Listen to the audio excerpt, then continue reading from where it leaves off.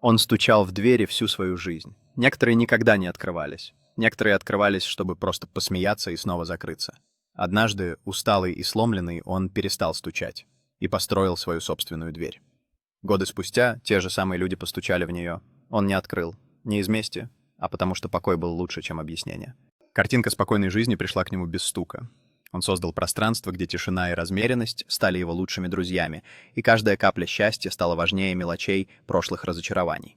Он осознал, что его дверь символизирует не только защиту, но и выбор. Он научился ценить тихие моменты, зная, что настоящая сила заключается не в открытии дверей, а в том, чтобы создать свои собственные возможности.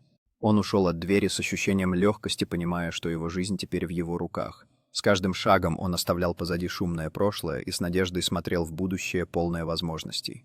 Он стоял на краю красивого луга, расправив руки, как будто обнимал весь мир. В этот момент он почувствовал свободу, осознав, что настоящее счастье начинается внутри него самого.